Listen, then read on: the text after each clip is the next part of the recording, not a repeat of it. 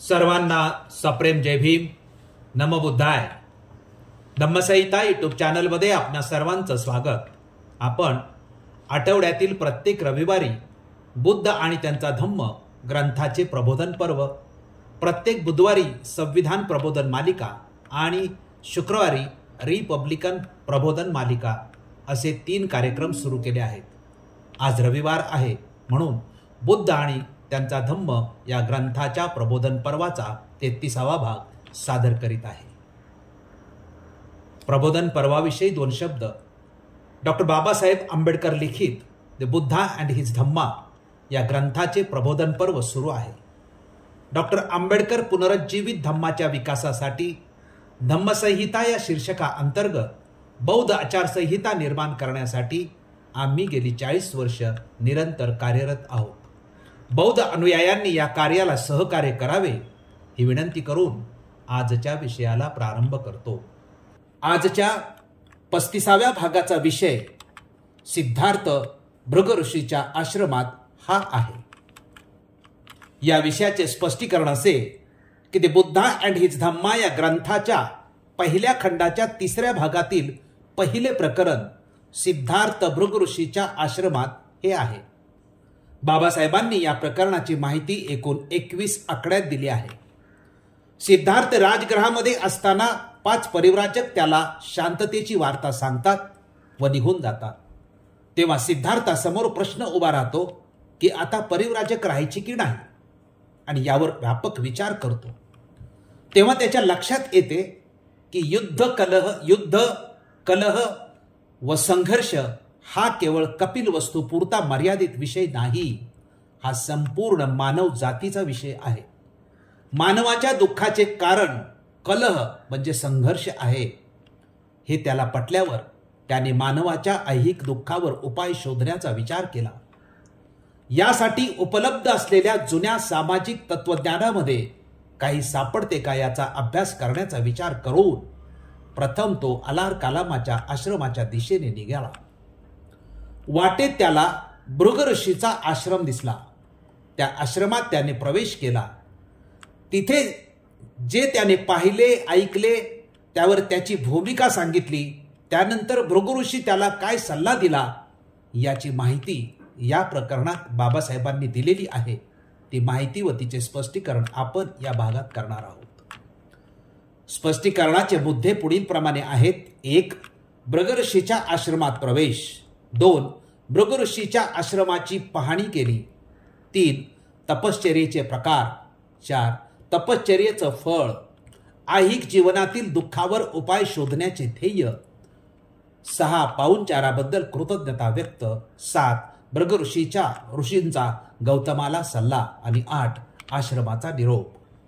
स्पष्टीकरणाचा पहिला मुद्दा भृग ऋषीच्या आश्रमात प्रवेश हा आहे, आणि याचे स्पष्टीकरण असे की राजगृहातून मनुष्याच्या ऐहिक दुःखावर उपाय शोधण्याचा विचार सिद्धार्थ करतो आणि त्यासाठी प्रथम अलार कलाम यांच्या आश्रमात जाण्याचा निश्चय करतो. त्याप्रमाणे तो अलार कलामच्या आश्रमाच्या दिशेने मार्गस्थ होतो. याच मार्गावर पायी प्रवास करीत असताना त्याला भृग ऋषीचा आश्रम दिसतो. त्या आश्रमात जाण्याची त्याची इच्छा होते. तिथे तो गेल्यानंतर त्याचे कसे स्वागत होते त्याबाबत डॉक्टर बाबासाहेब आंबेडकर लिहितात. ते असे की इतर मार्गाचे अनुसरण करण्याच्या इच्छेने अलार कलाम यांची भेट घेण्यासाठी गौतमाने राजगृह सोडले. मार्गात त्याने भृग ऋषीचा आश्रम पाहिला व तो पाहण्याच्या इच्छेने त्याने आश्रमात प्रवेश केला. सरपणासाठी बाहेर गेलेले आश्रमवासी ब्राह्मण हातात सरपण, फुले आणि कुशाचे गवत घेऊन नुकतेच परतले होते. तपस्येत अग्रगण्य आणि बुद्धिमान असलेले ते आश्रमवासी आपापल्या पर्णकुटीत न जाता ते गौतमास पाहण्यासाठी जमा झाले. आश्रमवासियांच्या आदर सत्काराचा स्वीकार केल्यावर सिद्धार्थ गौतमाने आश्रमातील गुरुजनांना आदरपूर्वक वंदन केले. स्पष्टीकरणाचा दुसरा मुद्दा भृग ऋषींच्या आश्रमाची पाहणी केली हा आहे, आणि याचे स्पष्टीकरण असे की भृग ऋषींच्या आश्रमात सिद्धार्थाचे स्वागत झाल्यानंतर त्याने सर्वांना वंदन केले. त्यानंतर त्याची आश्रम पाहण्याची इच्छा झाली.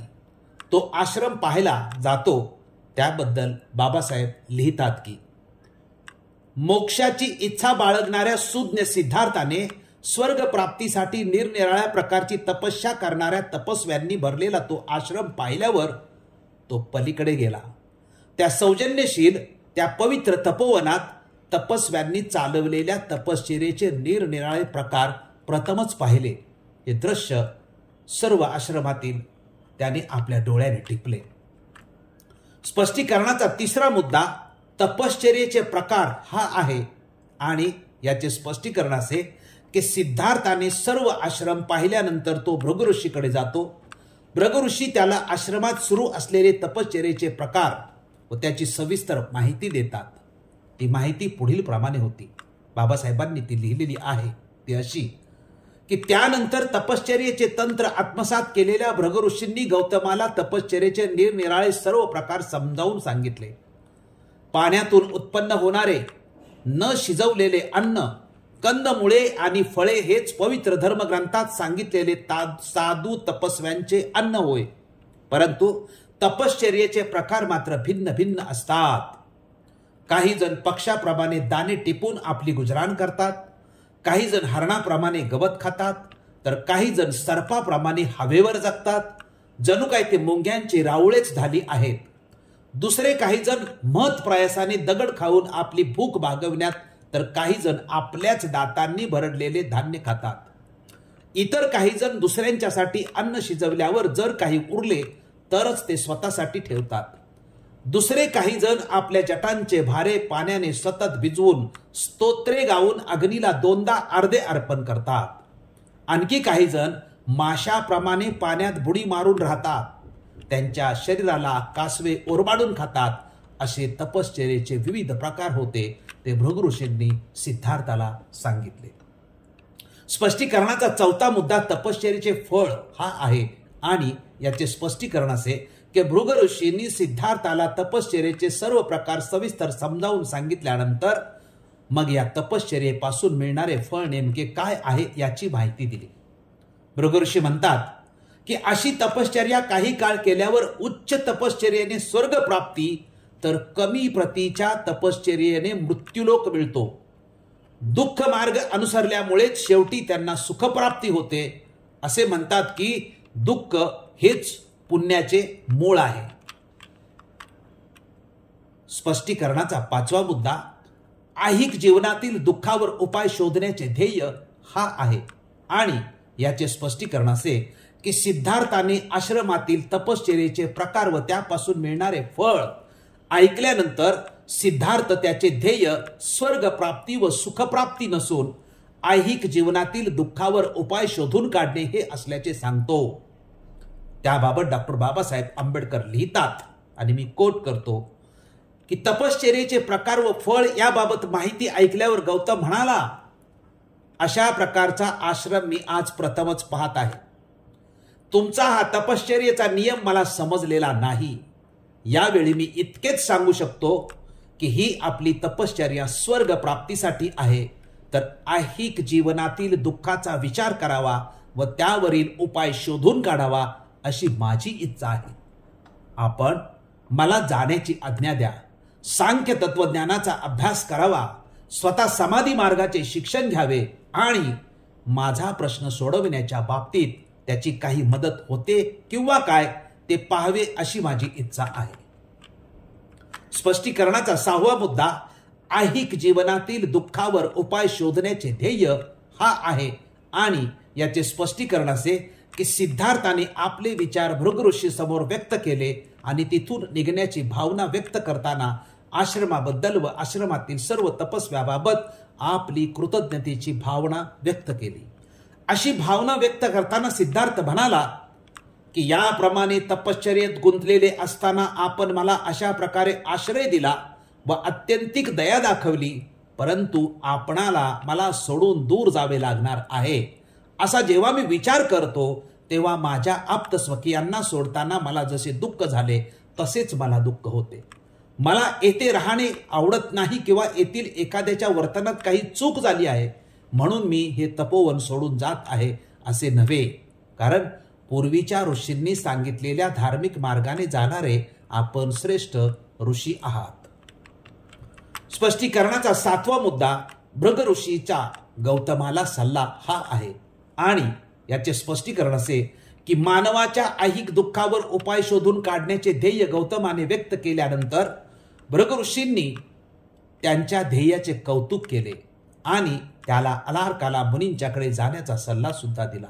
परंतु त्याच्या ध्येयावर अंतिम उपाय अलार्कालामांच्याकडे मिळेल याबाबत मात्र शंका व्यक्त केली. भृग ऋषींनी गौतमाला दिलेला सल्ला पुढील प्रमाणे आहे.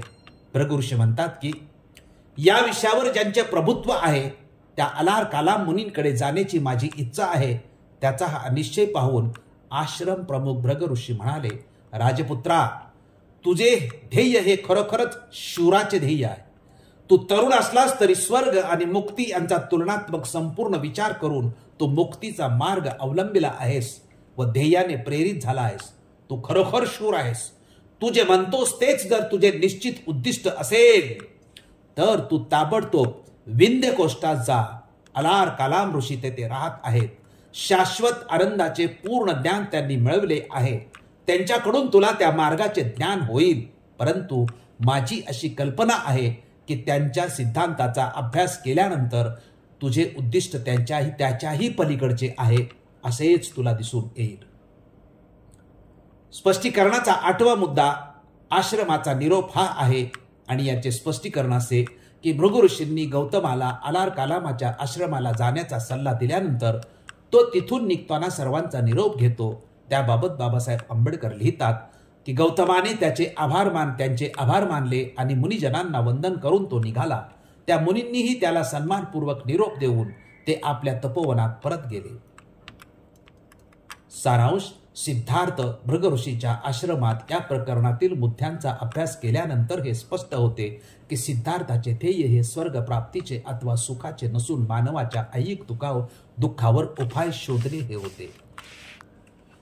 सिद्धार्थ भृग ऋषीच्या आश्रमात या प्रकरणाची माहिती आपण ऐकली व पाहिली त्याबद्दल आपण सर्वांचे मनपूर्वक आभार मानतो. आपण हा व्हिडिओ जास्तीत जास्त लोकांपर्यंत पाठवून ग्रंथ प्रबोधनाच्या पर्वाला यशस्वी करण्यासाठी सहकार्य करावे ही विनंती. धन्यवाद.